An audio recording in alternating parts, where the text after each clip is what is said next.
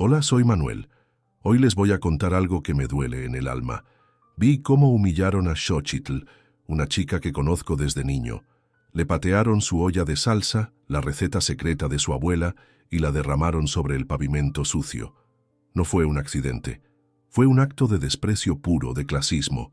Unas jóvenes de dinero, con ropa de marca y miradas de asco, se burlaron de su puesto callejero, y para rematar, una de ellas lo hizo a propósito, mientras las otras grababan y se reían. ¿Tú conoces a alguien que haya pasado por algo así? Antes de contarte cómo esa salsa derramada en el suelo se convirtió en su mayor victoria, comenta de qué ciudad estás viendo esto y suscríbete al canal. Créeme, no querrás perderte lo que pasa cuando la dignidad es más fuerte que el dinero. Para entender la magnitud de esa maldad, tienes que saber que Xochitl no vendía por gusto. Cada mañana empujaba su carrito de tlacoyos con el peso del mundo sobre sus hombros. El dinero era para las medicinas de su mamá y para pagar los estudios de su hermano. Cada tlacoyo vendido era un respiro, una pequeña batalla ganada. Ella era una chica introvertida, de pocas palabras pero con una mirada que lo decía todo. Sentía el peso del clasismo a diario. Para muchos, ella era solo parte del paisaje urbano, la muchacha que vende comida sucia en una esquina.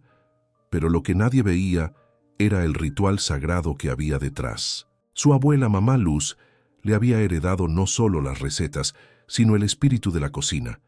Le enseñó que la masa tiene memoria y que una salsa molcajeteada guarda secretos. Ese puesto, aunque humilde, era su santuario, un altar a la tradición que se negaba a morir. Y entonces, ese día apareció Camila.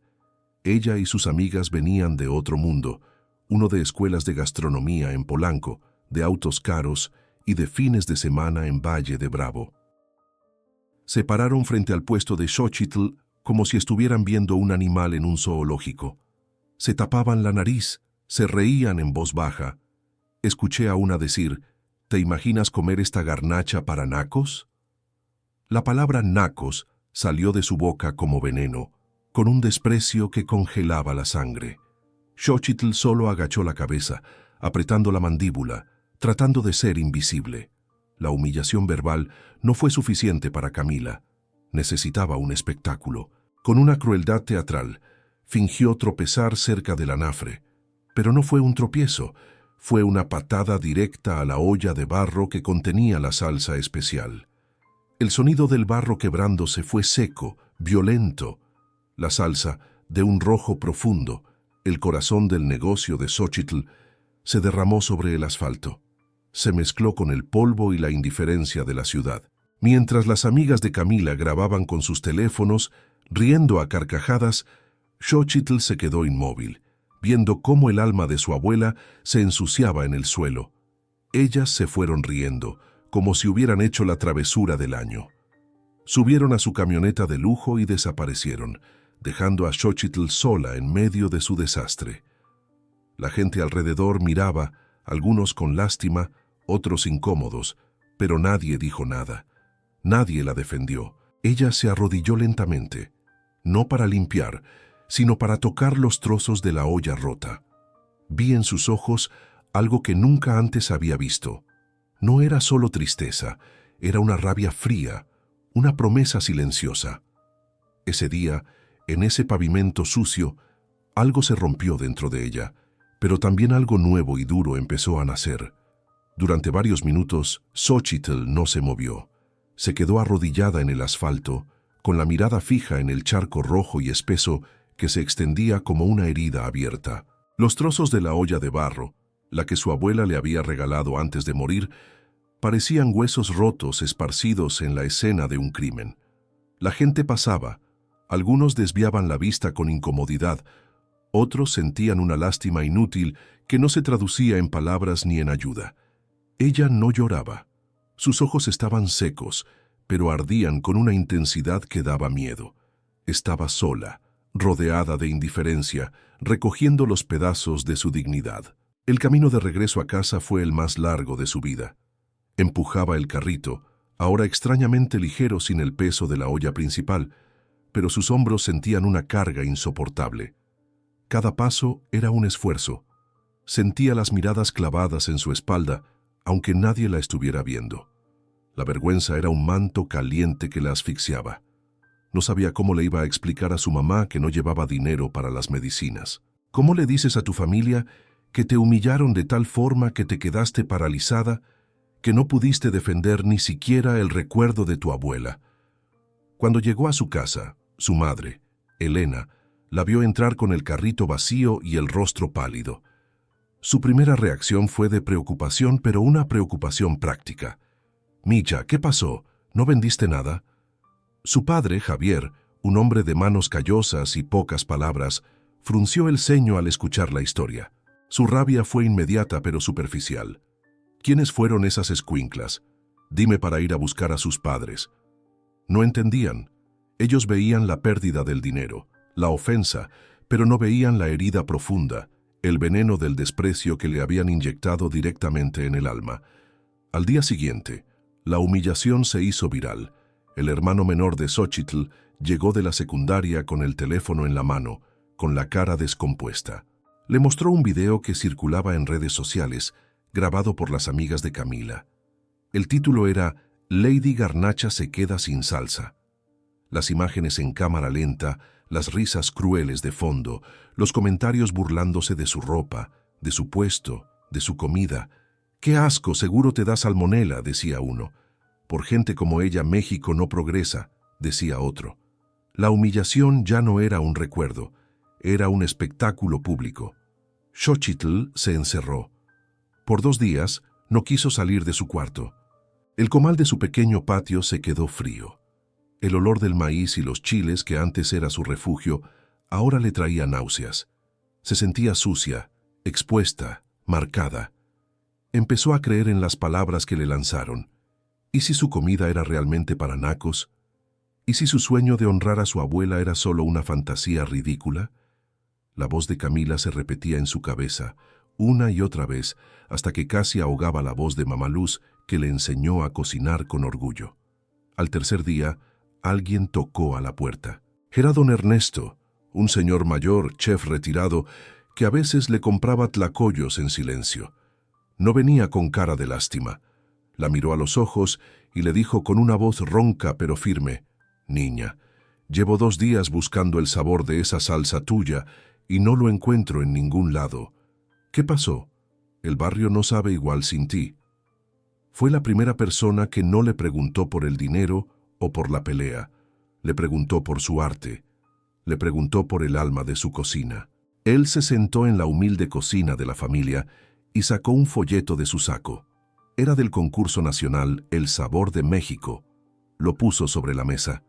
«Leí sobre lo que te hicieron esas niñas malcriadas. La mejor forma de responder no es con gritos, sino con talento. Inscríbete». Xochitl lo miró como si estuviera loco. «¿Yo? Don Ernesto, ese es un lugar para chefs de restaurantes caros, no para...». No pudo terminar la frase. Él la interrumpió. «Es un lugar para quien cocina con la verdad, y nadie en esta ciudad cocina con más verdad que tú».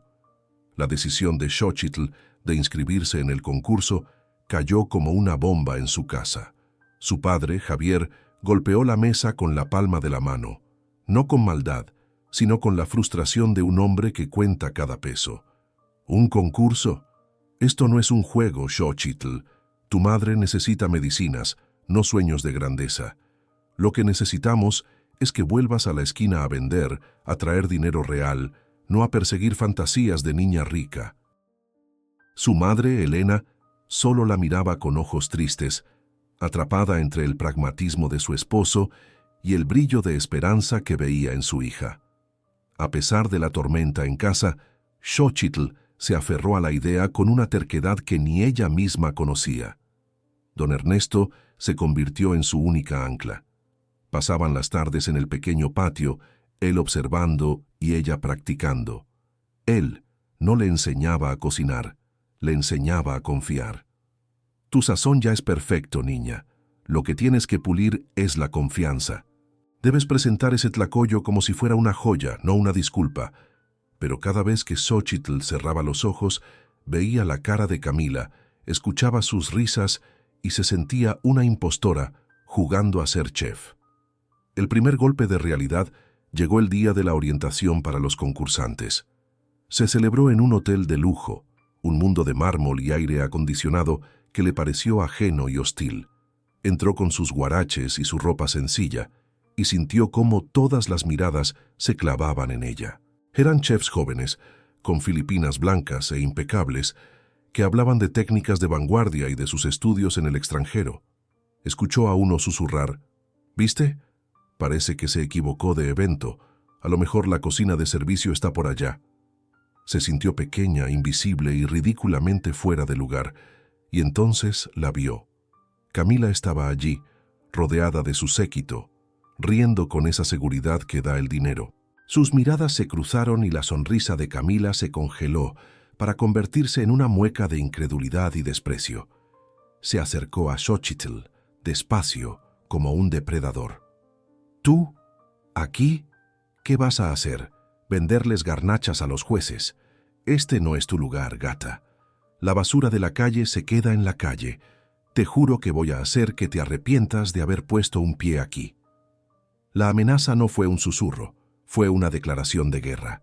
La guerra de Camila no tardó en empezar y fue digital. Alguien, claramente ella, volvió a mover el video de Lady Garnacha, pero esta vez con un nuevo contexto. Lo publicaron en foros de gastronomía y en las redes sociales del concurso con textos como «La concursante exótica del sabor de México. ¿Lástima o talento?». Los comentarios fueron una avalancha de clasismo. La llamaban oportunista. Decían que solo la aceptaron para parecer inclusivos. La humillación ya no era un recuerdo doloroso. Era una campaña activa para destruirla antes de que pudiera siquiera encender su comal frente a los jueces. Pero el golpe más duro no vino de Camila. Vino de su propia casa, en la forma de una llamada del hospital. La salud de su madre había empeorado de repente. El doctor fue claro. Necesitaba un tratamiento nuevo, uno mucho más caro, y lo necesitaba ya. El mundo de Xochitl se vino abajo. Su padre la miró no con rabia, sino con una desesperación que le rompió el corazón. «Te lo dije, Xochitl. Estuvimos perdiendo el tiempo con tu concurso. Ahora, ¿de dónde vamos a sacar ese dinero?». La culpa la aplastó con el peso de una montaña. Esa noche, sentada al lado de la cama de su madre, Xochitl estaba lista para rendirse. Le dijo a su mamá, con la voz rota, que dejaría el concurso, que volvería a la calle, que haría lo que fuera. Pero su madre, con la poca fuerza que tenía, le tomó la mano. «No, mija, tu abuela estaría tan orgullosa. Ella siempre dijo que en nuestra masa había magia. No dejes que te la quiten, no dejes que nos la quiten. Gana ese concurso. Gánalo por ella, gánalo por mí. Demuéstrales quién eres». En los ojos cansados de su madre, Xochitl no vio derrota, sino una orden. Las palabras de su madre resonaron en su cabeza como un eco que no podía apagar. No era una sugerencia, era un mandato sagrado. Al salir del hospital, el aire frío de la noche le golpeó la cara, pero por dentro ardía. El miedo no se había ido, seguía ahí, agazapado en su estómago, pero ahora tenía un propósito. Ya no se trataba de su orgullo herido ni de demostrarle algo a Camila. Se trataba de la vida de su madre, del honor de su abuela, de la dignidad de su familia. En ese momento, caminando sola por las calles oscuras, Xochitl hizo una promesa silenciosa. No iba a competir, iba a luchar. Con esa nueva determinación, su pequeño patio se transformó. Ya no era el escenario de su humillación, sino su campo de entrenamiento. El silencio denso de la casa se rompió con el sonido rítmico de sus manos palmeando la masa, con el chisporroteo del comal. Su padre la observaba desde la puerta, en silencio. Su mirada ya no era de reproche, sino de una confusión profunda, como si estuviera viendo a una extraña. Xochitl preparaba un tlacoyo, lo probaba, lo desechaba y volvía a empezar. No buscaba el sabor que ya conocía, buscaba la perfección, la nota exacta que pudiera silenciar cualquier burla. Don Ernesto regresó al día siguiente y vio el fuego en sus ojos. «Ahora sí, niña, ahora estás lista», le dijo con una sonrisa. Sus sesiones se volvieron más intensas. Él no le enseñaba a cocinar, eso ya lo sabía. Le enseñaba a presentar su alma en un plato. No vas a competir con sus técnicas de nitrógeno líquido, vas a derrotarlos con tu verdad. Cada ingrediente tiene una historia. Tu masa tiene la historia de tu abuela. Tu salsa tiene la furia de tu lucha. Tienes que contárselas con la boca, no solo con el sabor. Haz que se coman tu historia. Pero la guerra de Camila no había cesado. Una noche, mientras buscaba información sobre los jueces del concurso en un café internet, Xochitl vio una nueva publicación en un blog de gastronomía. Era una foto suya del video, con un título cruel. La Cenicienta de la Garnacha quiere ir al baile. ¿Lástima o marketing? Los comentarios eran una daga tras otra, cuestionando su presencia en el concurso, llamándola un truco publicitario para que el evento pareciera inclusivo. Por un momento, todo el valor que había construido se desmoronó. La duda la invadió como un veneno frío. ¿Y si tenían razón? Se fue a casa con el corazón hecho un nudo. Se sentía de nuevo como una impostora. Pero en lugar de encerrarse en su cuarto, fue directo al patio, tomó el pesado molcajete de su abuela y empezó a moler chiles secos. Cerró los ojos y se obligó a ignorar las voces de internet. Buscó en su memoria el aroma del comal de Mamá Luz, el sonido de su risa, el tacto de sus manos arrugadas, enseñándole a sentir el punto exacto de la masa. La comida sabe a quien la cocina, mija, le decía. Si cocinas con miedo, sabrá a miedo. Si cocinas con amor, sabrá a gloria. Al día siguiente, mientras ella preparaba la masa con una concentración casi religiosa, su padre, Javier, entró al patio. No dijo nada, simplemente se acercó al viejo tanque de gas, lo desconectó, salió a la calle y regresó minutos después con uno nuevo, lleno. Lo instaló en silencio, revisó la conexión y antes de irse, solo murmuró: «Que no se te acabe a la mitad». Fue el gesto más elocuente que le había dado en semanas. No era una disculpa, no era un discurso de apoyo, era un ladrillo, un cimiento. Era su padre diciéndole, en su idioma, que estaba con ella. La noche antes del concurso, el aire en la casa era denso, cargado de una calma tensa. Xochitl no cocinaba. Había alineado sus herramientas sobre la mesa de la cocina como si fueran instrumentos quirúrgicos. El molcajete, un cuchillo afilado, el plato de cerámica artesanal que don Ernesto le había regalado y un pequeño costal con el maíz de su pueblo. La vi esa noche, asomado por la ventana. No era la niña asustada que recogía los pedazos de su olla rota, era una guerrera afilando su espada, preparándose para la batalla más importante de su vida. Mañana, el mundo escucharía su historia. El día de la final, el ambiente era un choque de dos mundos. De un lado, la estación de Camila, una isla de acero inoxidable, sifones, tanques de nitrógeno líquido y herramientas que parecían sacadas de un laboratorio. Era fría, precisa, intimidante. Del otro lado, el espacio de Xochitl, una mesa de madera simple sobre la que descansaba su pesado comal de barro, su molcajete y recipientes de cerámica con sus ingredientes. No era una estación de trabajo, era un altar. El público y los jueces miraban la escena con una curiosidad que rayaba en el morbo, esperando ver el choque inevitable entre la tradición y la vanguardia.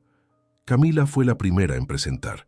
Con una arrogancia ensayada explicó su platillo, una deconstrucción del tlacoyo, servida en una placa de pizarra.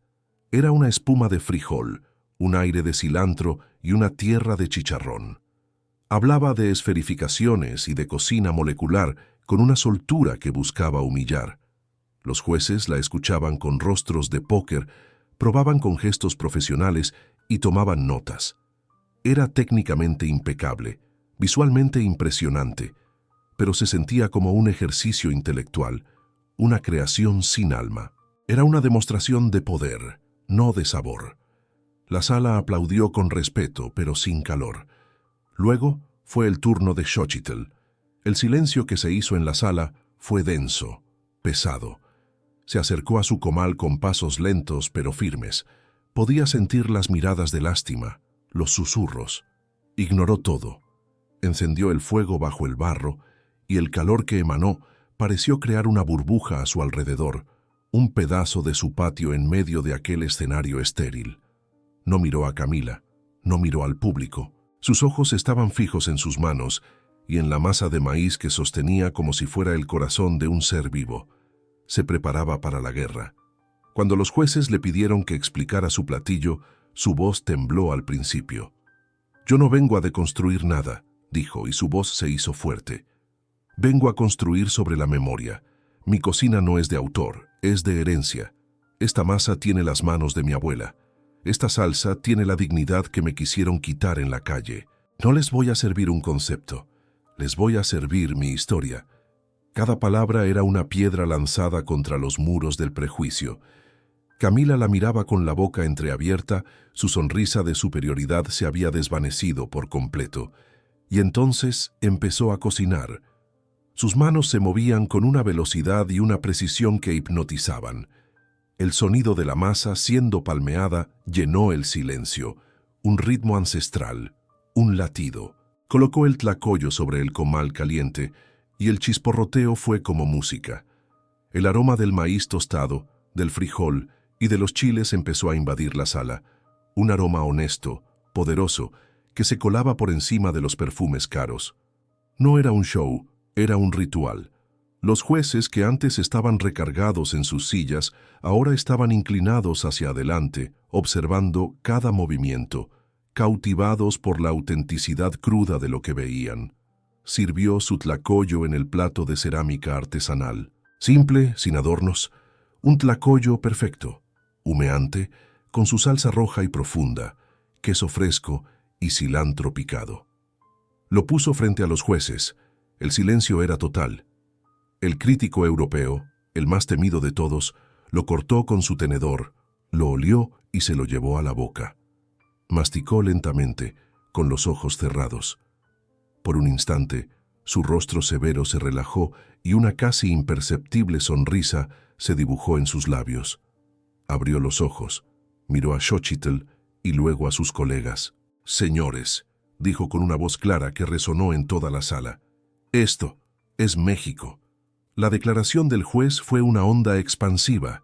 El público, que había estado conteniendo la respiración, estalló en un aplauso que no fue educado ni formal. Fue un estruendo, un rugido de aprobación y de justicia. La gente se puso de pie, gritando y aplaudiendo. Las cámaras ignoraron a Camila, cuyo rostro pálido era una máscara de incredulidad y derrota, y se enfocaron en Xochitl. Ella se quedó ahí, de pie junto a su comal, con las lágrimas corriendo por sus mejillas. No eran lágrimas de tristeza, sino de una victoria que sabía a maíz, a fuego y, sobre todo, a dignidad recuperada. El día después del concurso, Camila no dio la cara. No hubo un berrinche, no hubo un reclamo, simplemente se esfumó. Ella y su séquito desaparecieron por una puerta trasera, mientras a Xochitl todavía la bañaban los aplausos y los flashes de las cámaras.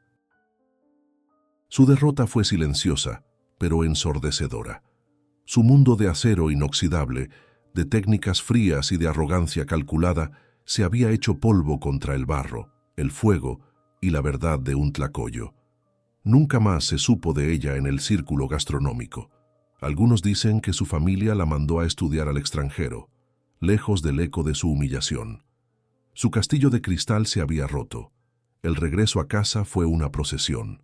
Ya no empujaba un carrito precario, sino que llevaba en sus manos un cheque gigante y un trofeo que brillaba bajo las luces del barrio. Su padre, Javier, la esperaba en la puerta. No dijo nada. Solo tomó el trofeo con un cuidado casi religioso. Lo miró como si no pudiera creerlo y luego la abrazó. Fue un abrazo que lo dijo todo, que rompió años de preocupación silenciosa. Ese dinero no era solo dinero. Era el tratamiento de su madre, la universidad de su hermano. Era paz. Por primera vez, su padre no vio el trabajo de Xochitl como supervivencia. Lo vio como un arte que había salvado a su familia. La historia explotó.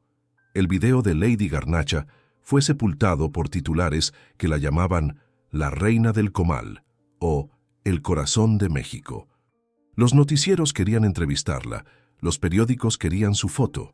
Dejó de ser el objeto de una burla viral para convertirse en un símbolo de resistencia y dignidad. Ella solo dio una entrevista, corta y sencilla, en la que habló de su abuela y de la importancia de cocinar con memoria. Eso fue suficiente. En la calle la gente ya no la miraba con lástima, sino con un orgullo que se sentía propio. Le pedían fotos, le daban las gracias por no haberse rendido. Las ofertas no tardaron en llegar. Restaurantes de lujo en Polanco la querían en sus cocinas, le ofrecieron becas para estudiar en Europa. El mundo que la había despreciado ahora se postraba a sus pies. Era la validación máxima, la oportunidad de dejar atrás el barrio y la pobreza. Pero Xochitl, con una calma que desarmaba, les dijo a todos que no. Agradeció las ofertas, pero explicó que su cocina no tenía sentido lejos de su gente, que su sazón pertenecía a esas calles. Su decisión dejó a muchos desconcertados. Rechazar la fama. Para ella, el verdadero éxito no era escapar, era quedarse y construir algo para los suyos, y así lo hizo. A unas cuantas calles de la esquina donde le patearon la olla, abrió el alma de Mamá Luz. No era un restaurante ostentoso, pero era hermoso, lleno de luz y color.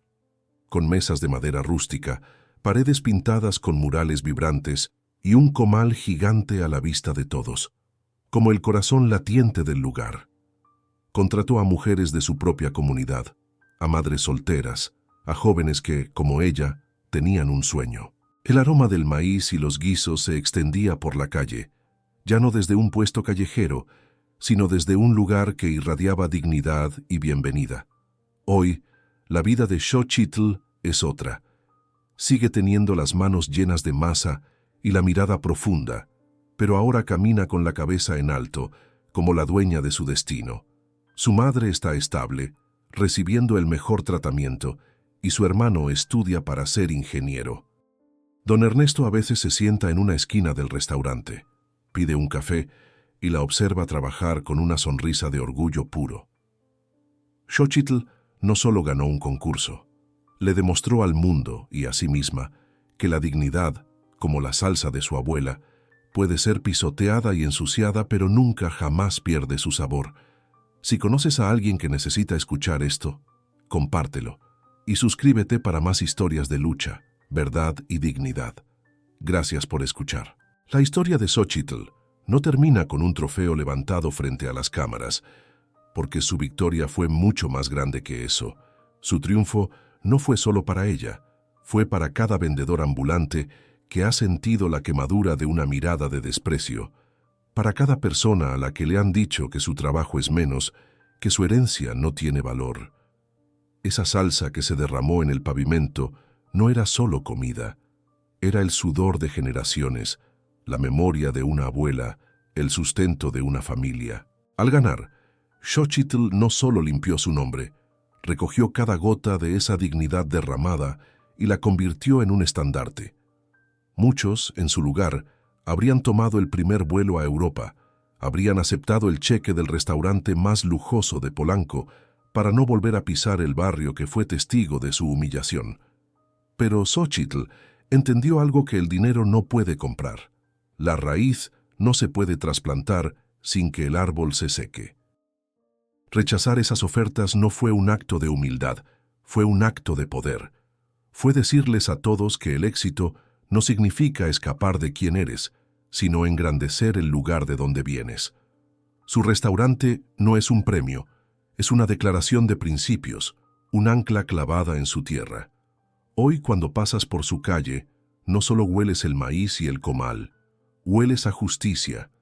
El restaurante, el alma de Mamá Luz, es más que un negocio, es un refugio, un lugar donde nadie te mira por encima del hombro, donde las mujeres que trabajan con ella son tratadas como artistas, no como empleadas.